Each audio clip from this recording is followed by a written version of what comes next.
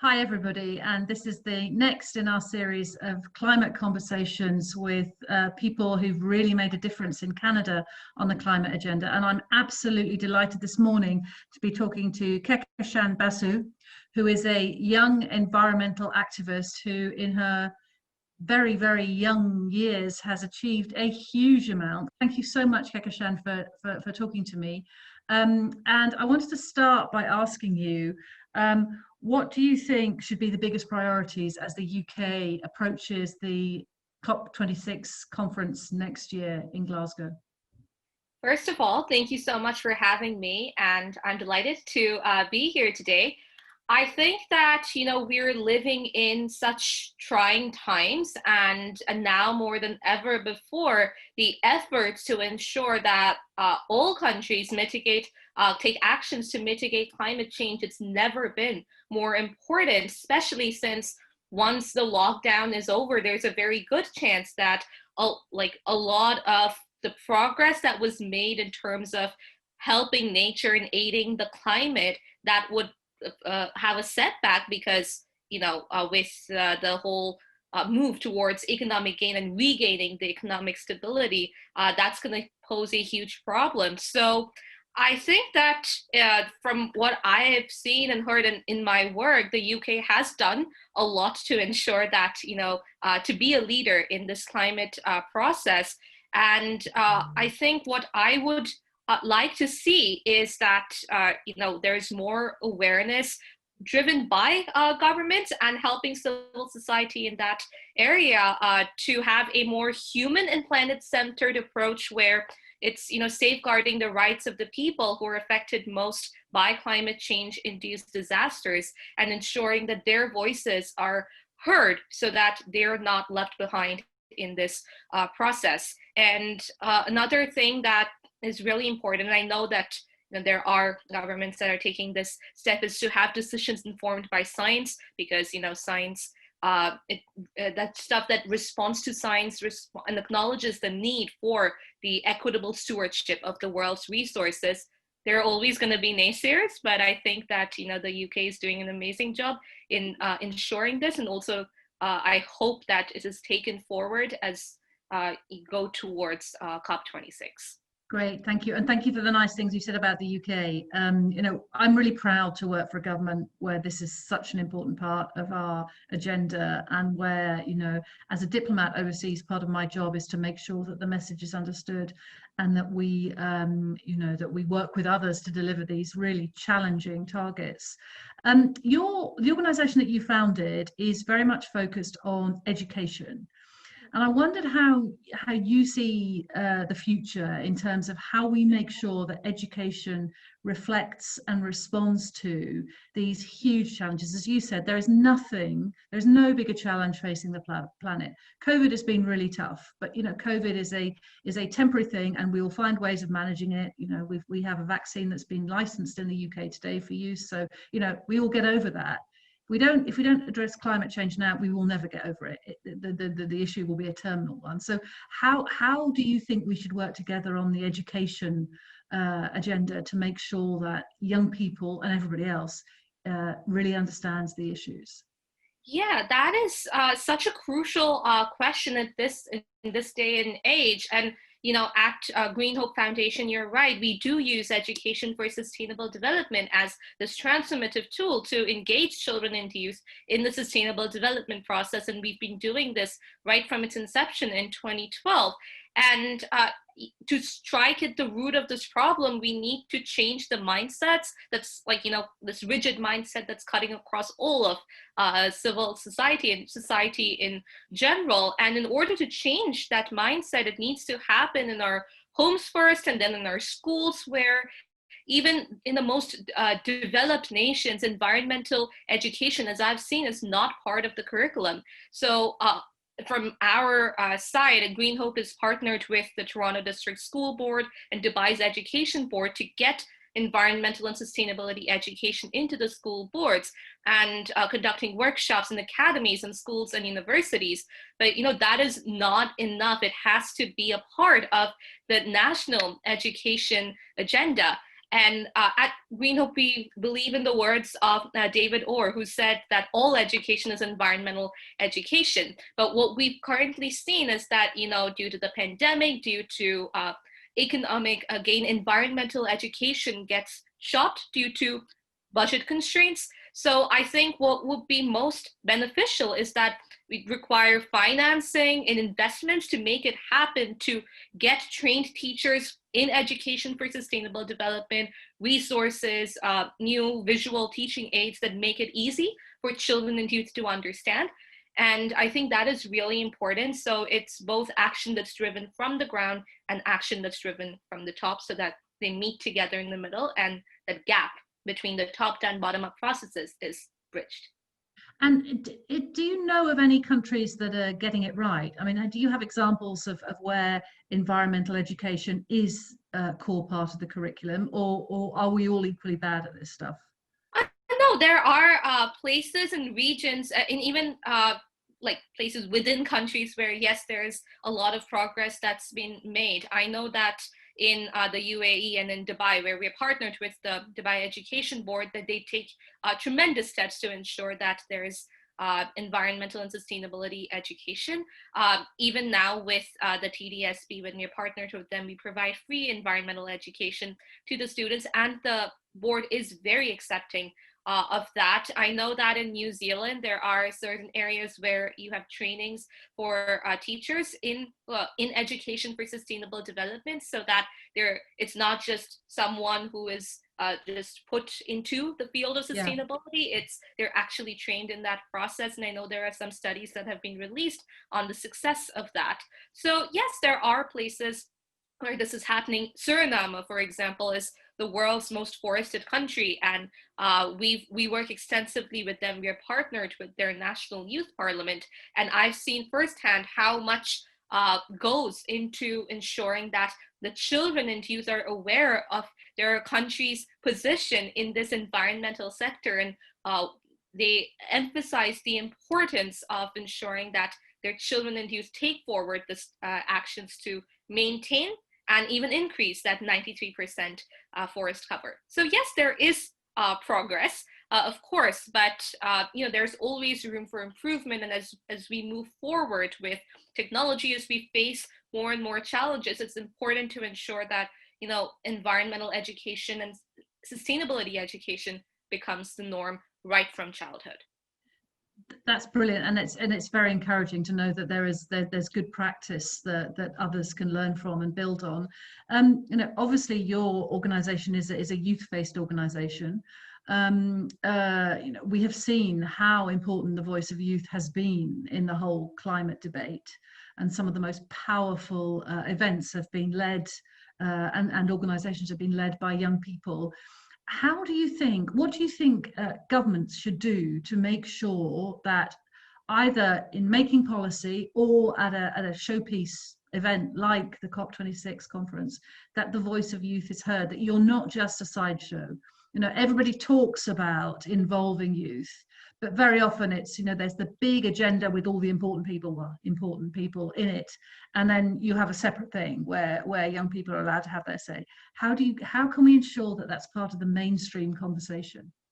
Well, once again, that would require a mindset change where youth are recognized as experts in their own right and bringing their special expertise to the table, because everyone has different expertise, and it's important that youth are also recognized in that way, and where we're not just brought in because of our age, but because we've actually done the work. I attended my first COP when I was 12, and that was COP18 in Doha. And I remember that, at that time there was the Future Generations Day, and it was like only 18 plus. So obviously that was the only day I could enter. The same thing happened for the COP in Lima. And I found it was really sad that, it was only one day designated. But finally, when I was in Bonn in 2017, they removed that. And at 17, I was able to enter and be a part of those processes. But yeah, I think it's important that there is still a lot more to be done in ensuring that youth are not tokenized and we have a seat at the table based on our work. because there's so much that, young people have done around the world and continue to do, but the age becomes a barrier in being able to talk about that work and bring the voices of the people who are the most marginalized to the table. So yeah, again, mindset change is really important, and just taking that extra step to ensure that young people have a seat at the table and looking at their work and recognizing them for that and not just their age. Fantastic. And to loop back to something that you said earlier on. Obviously, at the moment, governments are preoccupied with COVID, but as I said, this will be a temporary crisis which we are on the way to overcoming. But as you rightly said, there is a real danger that as we try and get our economies back on track, people go all out for economic growth without paying enough attention to the environmental impact of some of the things that they might be thinking about doing. How do you think we can use the COVID crisis, or do you think we can use the COVID crisis in a positive way in order to feed into the climate debate? And what advice would you give to the government to make sure that we don't slip back into bad habits? Yeah, I think COVID-19, despite all that it has brought about, all the negativity, and it has highlighted the gross inadequacies of all of our systems, I think that it is also an opportunity for us to rebuild better, because there has been there has been time for dialogue, for reflecting on where we went wrong. The things that COVID-19 has highlighted, they all were present before COVID-19. The pandemic just, highlighted them. I think it's been a time for reflection and seeing where we went wrong and what we can do better to ensure that we don't go back to normal, but we build a new normal. I think one of the main things that COVID can teach us is not to be complacent and to always be prepared. I think that, if there are many people who had predicted something like this would happen, but their advice was ignored because, it's very hard to fathom that, something like this would happen. Yeah. But I think it's important to be prepared, to always understand that, it's don't just leave it to the future or to someone else. It's about what actions you take today and now in yourself. One of my greatest inspirations has been Robert Swan. And when I heard him speak when I was 7, and his words, "The greatest threat to our planet is the belief that someone else will save it," really resonated with me. And I think that is very applicable in today's day and age as well. So as we rebuild better, and as we try to ensure that we are able to mitigate climate change, I think COVID has taught us that, the time to act is now, and especially with wicked problems like climate change, you cannot just leave it to the future. You have to keep taking actions to ensure that, yes, we mitigate climate change, and to not be complacent, because, there's always going to be some kind of obstacle, and we have to be prepared to overcome that. Yeah, I think it's a really important point. I mean, when faced with something that appears as urgent and as pressing as this pandemic has, it has been incredible to see how governments have stepped up and done things which normally would have taken months, if not years, like development of a new vaccine, which has been done in record time, not just the development, but also the licensing. So the governments have shown that they can do it, and we need in some way to harness that same sense of urgency to the climate debate. And I think, there have been some really good things that have come out of this pandemic, despite the truly awful human impacts of it. As you say, it's an opportunity as much as anything else, and we just need to make sure that we take advantage of it rather than just put it to one side and then move on to the next thing. So 5 years ago, almost to the day, world leaders gathered in Paris. They signed the Paris agreements, and with one exception, all the countries that signed those agreements are still in them. It was heralded quite rightly as a great achievement at the time. It was achieved, I think, when a lot of people did not think it was going to be possible. Great diplomacy from the French hosts in delivering that. but have we achieved as much as we expected to? What have the last 5 years represented in your eyes in terms of the climate debate? Have we really made as much progress as we should have done, or is there still far more to do than Paris would have suggested? I think there has been progress, but once again, there is so much more that can be done, and we should do, especially to ensure that the people who are affected most by climate change induced disasters have the infrastructure in place that protects them from such disasters, and also ensuring that we as human beings do not bring about these disasters in the first place. So I think there is a lot more that can be done. It gives me hope that now people are stepping up and ensuring that climate change becomes something that is part of the normal dialogue. It's not something that is separate anymore. And yeah, I think it's really important, and especially based on my work, where I've seen firsthand how these climate change induced disasters affect the people as well as their lands. I think it's really important that policies and governments, especially now, take steps to ensure that those who are the farthest in their countries are helped first, because they're affected far more disproportionately than any of us who are actually in these dialogues. So yeah, there is a lot more to be done. And I've always seen the Paris Agreement going hand in hand with the Sustainable Development Goals, because climate change has such a huge impact on all of the SDGs. But yeah, again, it has to begin with the farthest first and then go from there. And policies are very important to ensure that this happens, as well as partnership with civil society to drive that change. Yeah, and one of the things that we are hoping to achieve at at Glasgow, is a significant increase in the development assistance, the climate finance that goes from wealthy countries like yours and mine towards those who are the most impacted, and probably in some cases, not in every case, the least well equipped to deal with the challenges of climate change. So it's not enough just to say this is what you all need to do.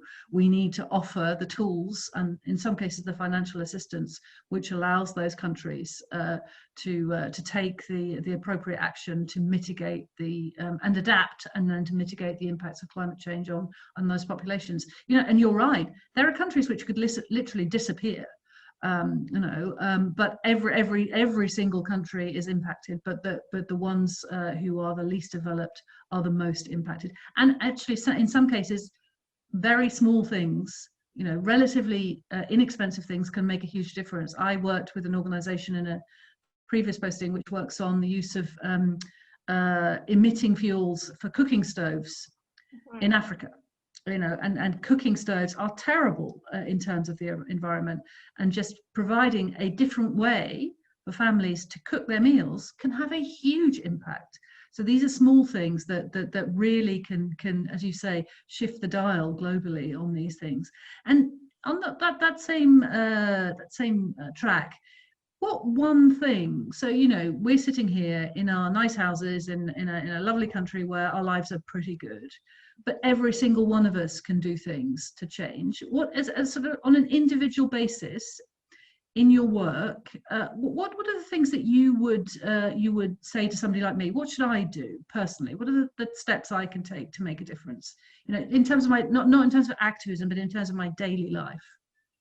Well, I think that, it's the small steps that count. So, a lot of people don't realize that how important those small, supposedly inconsequential steps are, how important they are. And so, if you are just switching your bulbs to LED bulbs, or, having energy saver appliances, or even in terms of other environmental activities, having locally grown seasonal organic food to ensure that you don't contribute to the whole carbon cycle of transport, or even cutting down on your meat consumption. Those are very simple things that all of us can do to ensure that we do our small bit. It does not require, you know, the typical activism, but it's something that every single one of us can do to ensure that, you know, we lead relatively sustainable lifestyles. Another thing I want to say is that, you know, with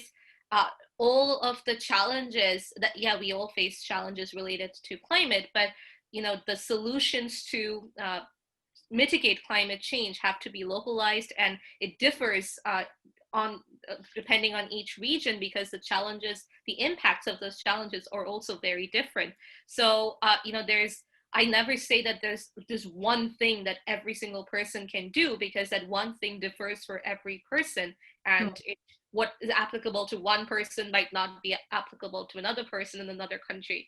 So the first thing I say is, you know, doing away with the ignorance and apathy, and actually educating yourself about what is going on, and then seeing, you know, what can I do and what is most beneficial to my life, my community's life, to ensure that we are moving towards environmental sustainability and just sustainability in general.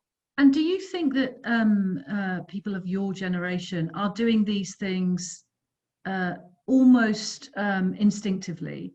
Do you find that when you're talking to your peers, these things are coming naturally to them, and that it's people like me, obviously several generations older than you, are we the people who are the most difficult to convince, or is the pressure, is there, you know, are, for example, my kids having an impact on me?